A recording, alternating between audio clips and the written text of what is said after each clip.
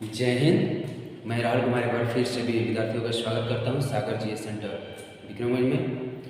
आज हम Indian constitution that means civics बोले या पॉलिटिकल साइंस बोले उसके बेसिक कंसेप्ट पढ़ाएंगे, समझेंगे कि important article of the Indian constitution यानी कि भारतीय संविधान के जो महत्वपूर्ण आर्टिकल है, पार्ट्स है ना, और शेड्यूल्स है जिसको बोलते हैं अनुच्छेद, अनुसूची और आर्टिकल्स, वो कौन कौन से हैं, क्या एग्जाम में कैसा क्वेश्चन आता है। तो कॉम्पिटेटिव लेवल के जितने भी हमारे एग्जाम हैं उसमें संविधान से ऑलमोस्ट बहुत ज़्यादा क्वेश्चन आता है ना। जिस भी व्यक्ति का संविधान पर पकड़ अच्छा खासा इंडियन कॉन्स्टिट्यूशन पर, तो उसका अच्छा खासा मार्क्स भी अटेम्प्ट होता है। तो हम आज बात करेंगे इंडियन कॉन्स्टिट्यूशन पर, भारतीय संविधान पर। भारतीय संविधान कैसे बना, कैसे इतिहास उसका क्या है, उस पर एक अलग से वीडियो बनाएंगे। हम इम्पोर्टेंट आर्टिकल्स आज पढ़ने वाले हैं। ओके, तो जैसे कि उसके बैकग्राउंड बता दें कि भारतीय संविधान जब भारत स्वतंत्र हुआ तो स्वतंत्रता से पहले इंडियन कॉन्स्टिट्यूशन बनाने के लिए एक असेंबली बनी, एंड कॉन्स्टिट्यूशन असेंबली 1946 में। उसके बाद धीरे धीरे वो बनाते बनाते लगभग आपका 2 साल 11 महीना 18 दिन, यानी कि भारतीय जो संविधान है वो 2 साल 11 महीना 18 दिन में पूरा कंप्लीट हुआ है ना, यानी कि 2 ईयर 11 मंथ और 18 डेज। ठीक, ये कंप्लीट हुआ। इसमें इस भारतीय संविधान को बनाने में कुल खर्च लगभग 63,89,000 यानी कि 64 लाख रुपए, यानी कि लगभग 3 साल में सैकड़ों लोगों को जॉब देते हुए, सैकड़ों लोगों की पूरा फैसिलिटी देते हुए पूरा खर्च हुआ और 64 लाख रुपए हुआ, यानी कि पहले आज से 75 और 80 साल पहले की बात है। तो जब भारतीय संविधान लागू हुआ तो भारतीय संविधान बनकर तैयार हो गया था 26 नवंबर 1949। जो प्रीवियस हम वीडियो बनाए थे नेशनलिज्म इंडिया, तो उसमें बताया था कैसे 26 जनवरी 1949 को तैयार हो गया था, लेकिन 26 नवंबर 1949 को तैयार हो गया था, लेकिन 26 जनवरी 1950 को भारत में पहली बार संविधान को पूर्ण रूप से लागू कर दिया गया। शुरू में केवल 18-19 आर्टिकल लागू हुआ था, उसके बाद 395 आर्टिकल लागू हो गया था 26 जनवरी 1950 में। जब से हमारे संविधान लागू है तब से हर 26 जनवरी को हम रिपब्लिक डे की गणतंत्र दिवस मनाते हैं। ओके, उस समय जब संविधान हमारा बना था तो 22 भाग थे, यानी कि 22 पार्ट्स थे। उसके बाद 8 अनुसूची शेड्यूल था और 395 अनुच्छेद की आर्टिकल थे। आज के डेट में 22 भाग है, भाग तो वही है। उसके बाद 8 के बदले में 12 अनुसूची हो गई है। आज के डेट में 12 अनुसूची हुई है। जैसे जैसे कॉन्स्टिट्यूशन अमेंडमेंट होते रहता है, भारतीय संविधान में संशोधन, उसके बदौलत ये 8 से हो गई है 12, है ना। जबकि ऑलमोस्ट जो हमारे संविधान है 395 ही है, 395 के अंतर्गत ABCD क्लॉज A B 1 2 3 करके ऑलमोस्ट 450 से भी ज़्यादा हो गया है आज के डेट में। यानी कि टोटल संविधान अनुच्छेद पढ़ेंगे तो लगभग 450 से ज़्यादा है, लेकिन वो सब 395 के ही अंतर्गत आते हैं ABCD करके। ओके, तो बेसिक कंसेप्ट यानी कि जहाँ से पूरा संविधान पढ़ाना हमारा मकसद नहीं है, कैसे याद हो जाए पार्ट वाइज, पार्ट भी याद हो जाए कि इस पार्ट में आर्टिकल कितना है, उस आर्टिकल का क्या सब्जेक्ट है, उसके समझना है। ओके, छोटा ही वीडियो में अच्छे ढंग से समझे, 2-3 वीडियो में आएगा तो पूरा लगभग आर्टिकल वाइज पार्ट्स में पढ़ लेंगे। जहाँ भी ज़्यादा एक्सप्लेन करने की जरूरत होगा वहाँ पर एक्सप्लेन करेंगे, जहाँ पर नहीं करने की जरूरत है वहाँ कोई ज़रूरत नहीं है, क्योंकि सभी बच्चे UPSC की तैयारी नहीं कर रहे हैं। कुछ बच्चे UPSC में हेल्प करेगा, लेकिन PCS लेवल के एग्जाम के लिए बहुत ही इंपॉर्टेंट है। ओके, पार्ट 1 स्टार्ट करेंगे कि पार्ट 1 आर्टिकल्स और सब्जेक्ट। जो हमारा संविधान है वो संविधान 22 भाग में बांटा हुआ है। जैसे मान लीजिए कोई बुक होता है, बुक का कंटेंट होता है ना, पूरा कंटेंट लगभग 1 2 3 4 चैप्टर, 8 चैप्टर, 10 लेसन, 8 लेसन भाग बांटा हुआ है। वही हमारे संविधान का कंटेंट को भाग होते हैं, है ना। वो भाग में 22 भाग में बांटा हुआ है। प्रत्येक कंटेंट में माने कि एक लेसन में कौन कितने कंटेंट है, वो 2 3 4 5, उस तरह से भाग 1 में कितने आर्टिकल है, भाग 2 में कितने आर्टिकल है, भाग 3 में कितने आर्टिकल है, इस तरह से पढ़ते कुल 22 भाग। तो फर्स्टली हम स्टार्ट करते हैं भाग फर्स्ट पार्ट्स में हमारे आर्टिकल कौन थे, आर्टिकल 1 to 4, 1 से लेकर 4, आर्टिकल 1 2 3 4 जो है वो है आपका पार्ट 1 में। ये क्या करता है subject, the union and it's territory, यानी कि भारत राज्यों का संघ है। पार्ट 1 से सीधे हमको मिलता है आर्टिकल 1 में से देखा गया कि भारत राज्यों का संघ है, ठीक। आर्टिकल 2 में भारत किसी भी राज्य को मिला सकता है, आर्टिकल 3 में भारत किसी भी राज्य को 2 भागों में या दूसरे हिस्से को मिलाकर नया राज्य बना सकता है। इसी तरह से आपका टोटल बताया गया आर्टिकल।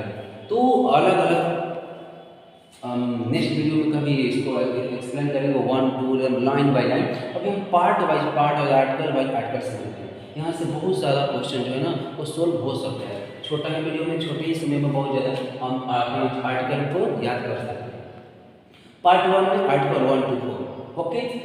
1 to 4 में पार्ट 1 में क्या है, तो सब्जेक्ट क्या है इसका, भारत राज्यों का संघ है, क्लियर है। सेकेंड पार्ट में आर्टिकल 5 to 11 जो हमारा सेकेंड भाग है 22 से, सेकेंड में क्या कौन सा आर्टिकल आता है, आर्टिकल 5 to 11, ओके। इसका सब्जेक्ट क्या है, सिटीजनशिप, इनकी नागरिकता, नागरिक कौन है भारत में, नागरिक कौन है, कौन जाएगा कैसे। इससे मान के चलिए 5 जो आर्टिकल 5 जो कहता है कि भारत में संविधान लागू होने से पहले जो भी भारत में है व्यक्ति वो भारत का नागरिक है। 6 कहता है कि जो पाकिस्तान चला गया, जो पाकिस्तान से आने वाला है वो भारत की नागरिकता उसको कैसे दिया जाएगा। 7 कहता है जो पाकिस्तान चला गया उसको भारत की नागरिकता से संबंधित क्या व्यवस्था है। 8 कहता है, यानी कि 5 6 7 8 कहता है कि जो विदेश में चले जाते हैं लोग भारत से उनकी कैसे व्यवस्था है। 9 कहता है, इसी तरह से आपका 9 10 11 तक है, यानी कि जो आर्टिकल 10 है वो कहता है कि किसी भी व्यक्ति को एक बार जिसकी नागरिकता दे दिया जाएगा ना उसकी नागरिकता नहीं छीनी जा सकती, ठीक। उसी तरह से आपका 11 तक नागरिकता से संबंधित है। जबकि पार्ट 1 देख लीजिए, पार्ट 1 आर्टिकल 1 to 4, ओके, किससे संबंधित है, the union of Indian state and UT. Article part second article 5 to 11 according related है कॉन्स्टिट्यूशन, सॉरी सिटीजनशिप यानी कि नागरिकता से। पार्ट 3 जो है इंडियन कॉन्स्टिट्यूशन के बहुत ही मोस्ट इम्पोर्टेंट ये आपका पार्ट है, इसमें सबसे ज़्यादा इसी से क्वेश्चन आता है और इसी को सबसे ज़्यादा मेहनत भी करना पड़ता है और याद भी करना पड़ता है और हमारे फायदेमंद के लिए भी है और हमारे Indian constitution law and concept समझने के लिए भी हमारे लिए महत्वपूर्ण है। सीधे पार्ट 3 में क्या है, तो आर्टिकल 12 से 35 यानी कि मूल अधिकार, फंडामेंटल राइट। सीधे क्वेश्चन पूछा जाएगा कि फंडामेंटल राइट किस भाग में है, 3 भाग में। फंडामेंटल राइट यानी मूल अधिकार का कौन सा आर्टिकल है, तो 12 से 35, आर्टिकल 12 से लेकर आर्टिकल 35 तक वो हमारा फंडामेंटल राइट है जिसको बोलते हैं मूल अधिकार। हमारा मूल अधिकार क्या है, आपका मूल अधिकार क्या है ना। सबका जैसे बोलने का अधिकार, बोलने की आज़ादी, चलने की आज़ादी, पढ़ने की आज़ादी, खाने की आज़ादी है ना, रहने की आज़ादी, ये सब कहाँ से, धर्म की आज़ादी, ठीक। ये सब हमको मिलता है मूल अधिकार में। शिक्षा की आज़ादी, RTI, सूचना की अधिकार, ये सब आपका मिलता है फंडामेंटल। इसको हम बारी बारी से लाइन बाई लाइन 1 से 12 से लेकर 35 तक हम समझेंगे ताकि अच्छे ढंग से यहाँ से क्वेश्चन जो भी आता है ना वो पकड़ में। आर्टिकल 12 कहता है, आर्टिकल 12 परिभाषा मूल अधिकार का देता है। मूल अधिकार किसे कहते हैं, मूल अधिकार से क्या संबंधित है, लोगों की व्यवहार लेवल की जीवन शैली कैसे किया जा सकता है, इम्प्रूवमेंट कैसे किया जा सकता है, लोगों के जीवन से अपन से क्या गारंटी दिया जा सकता है, ये सब आपको आर्टिकल 12 में मिलता है। इसको बोलते हैं definition of fundamental right. Definition of fundamental right is related to article 12, okay. Article 13 ये कहता है लॉज inconsistent with और in derogation of the fundamental right। 13 कहता है कि जहाँ भी जरूरत पड़ेगी हमारे कानून व्यवस्था में, जहाँ भी कुछ समस्या होगी वहाँ फंडामेंटल राइट को इंकॉन्सिस्टेंट कर सकते हैं, अल्पीकरण कर सकते हैं। कहने का मतलब कि फंडामेंटल राइट मूल अधिकार के अल्पीकरण से यानी कि छोटा करने से संबंधित है आर्टिकल 13। जहाँ पर मान के चलो कुछ ऐसी जगह है जहाँ पर मूल अधिकार नहीं लागू होती है, कुछ कुछ ऐसे लोग हैं जिन पर मूल अधिकार नहीं लागू होती है, जैसे आर्मी वाले होते हैं, है ना, उन पर उनको पूरा टोटल फंडामेंटल राइट नहीं मिलता है। जो भी जॉब करने वाले हैं उनको बोलने की आज़ादी सरकार के खिलाफ नहीं मिलती है। तो वही आर्टिकल 13 में है आपका लॉ कंस्टिट्यूशन, यानी कि अल्पीकरण किसका, तो फंडामेंटल राइट है। ठीक, अब आर्टिकल 4 समझते हैं।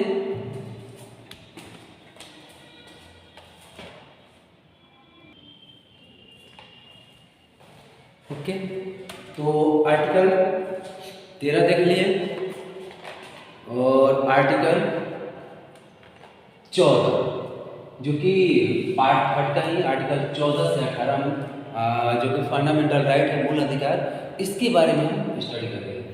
12 में फंडामेंटल राइट का डेफिनेशन था, 13 में अल्पीकरण, है ना। 14 जो है आर्टिकल पार्ट 13 के 14 से 18 को हम बोलते हैं। ऐसे हमारा जो फंडामेंटल राइट है 6 फंडामेंटल राइट है, वो 6 फंडामेंटल राइट में पहला फंडामेंटल राइट है राइट टू इक्वालिटी, यानी कि समानता का अधिकार। राइट टू इक्वालिटी यानी कि समानता का अधिकार, आर्टिकल 14 से 18। सीधे क्वेश्चन आपके अभी एसआई के क्वेश्चन में सीधे पूछा था कि भारत के किस आर्टिकल में समानता का अधिकार वर्णित है, यानी कि इन बीच article 2 related of the right to equality in Indian constitution, article 14 to 18। Okay, और इसका 14 से 18 तक में क्या क्या संबंधित है, हमारी समानता में क्या अधिकार क्या है, उसको एनालाइज करते हैं। तो राइट टू इक्वालिटी में पहला हम देखते हैं हमारे इसमें राइट टू इक्वालिटी में 4 प्रकार के, माने 5 प्रकार के, आर्टिकल 14, 15, 16, 17, 18। इनकी विधि, धर्म, नियोजन, अस्पृश्यता और उपाधियों का अंत, ऐसे ट्रिक से याद करेंगे, ट्रिक भी इसको बताएंगे कैसे। तो आर्टिकल 14 कह रहा है कि इक्वालिटी बिफोर लॉ, यानी कि कानून के नजर में सब बराबर है, विधि के समक्ष समानता का अधिकार। यदि एक मर्डर मान के चलो एक गरीब करता है और वही मर्डर, उसी टाइप का मर्डर अंबानी साहब करते हैं, तो गरीब के लिए वही कानून है और अंबानी के लिए भी वही कानून है। अगर एक मान के चलो कोई संविधान का उल्लंघन बोलो या मर्डर ही लेते हैं, एक मर्डर मान के चलते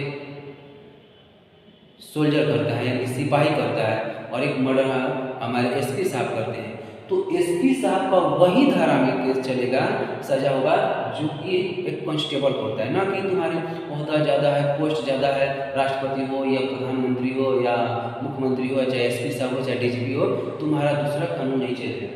कहने का मतलब कि कानून के नज़र में सब बराबर है, वो चाहे राष्ट्रपति हो चाहे आम नागरिक हो, प्रधानमंत्री हो चाहे कुछ भी हो।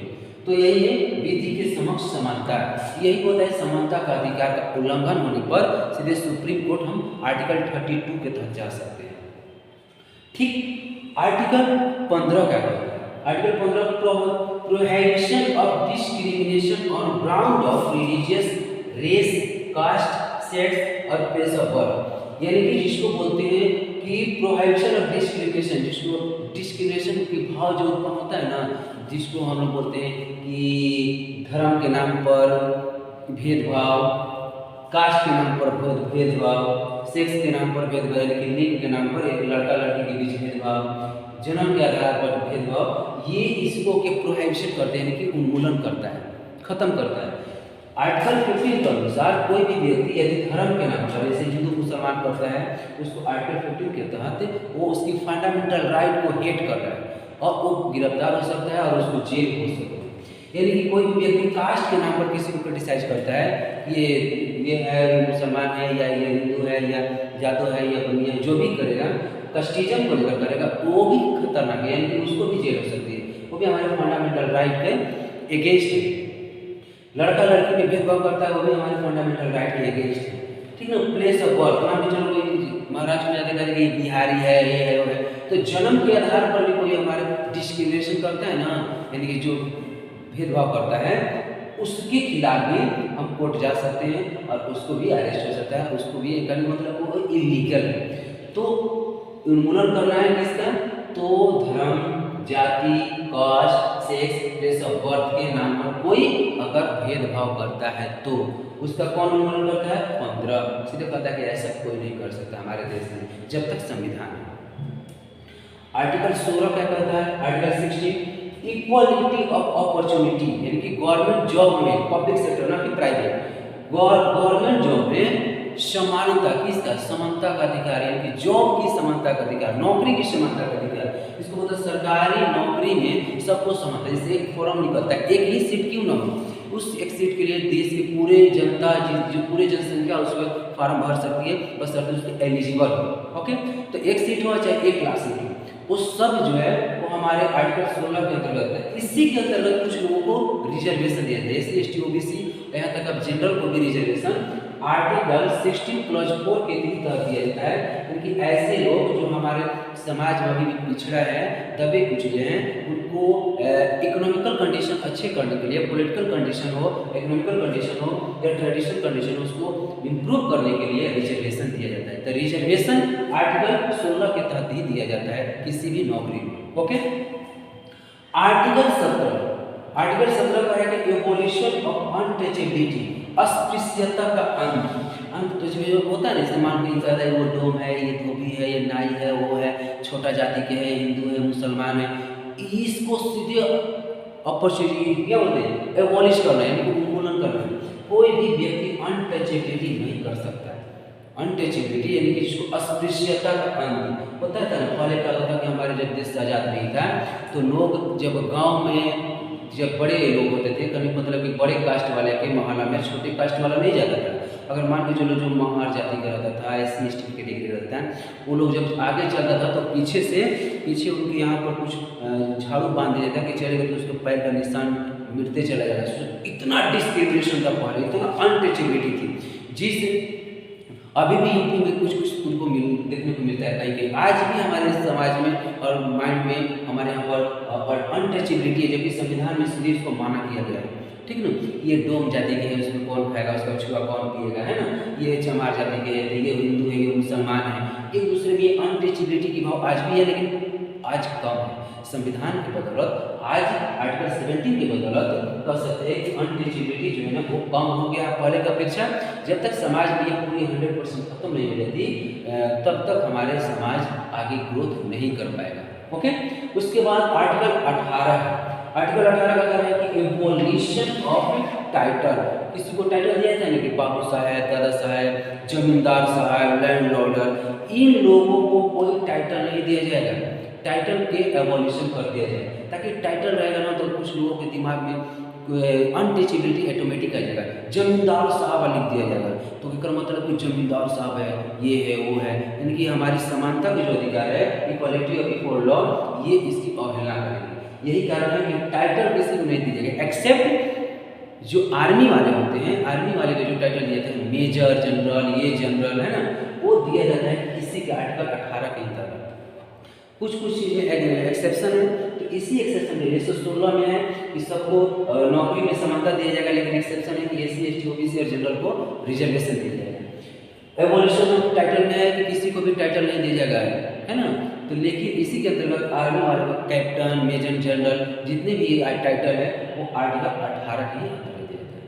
तो आइए हम देखते हैं कि इसको अच्छे ढंग से समझे। इसको ट्रिक से हम ऐसे याद कर सकते हैं कि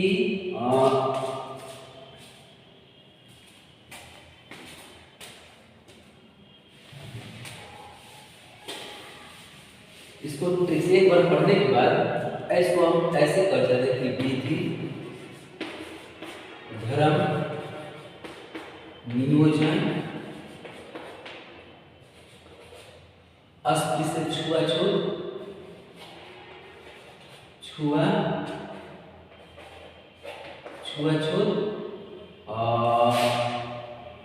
यहाँ पर नियोजन, छुआछूत, और ये हो जाएगा उपाधि। उपाधि का नाम, इसको ऐसे याद करेंगे कि विधि, धर्म, नियोजन, छुआछूत, उपाधि का, यानी कि विधि 14 विधि के समक्ष समानता, धर्म के नाम पर किसी को डिस्क्रिमिनेशन नहीं करेंगे। नियोजन माने होता है जो सरकारी जॉब में सभी लोगों को समानता दिया जाए, हाँ जी। उसके बाद छुआछूत यानी कि अनटचेबिलिटी, किसी को नहीं करना, एबोलिशन करेंगे।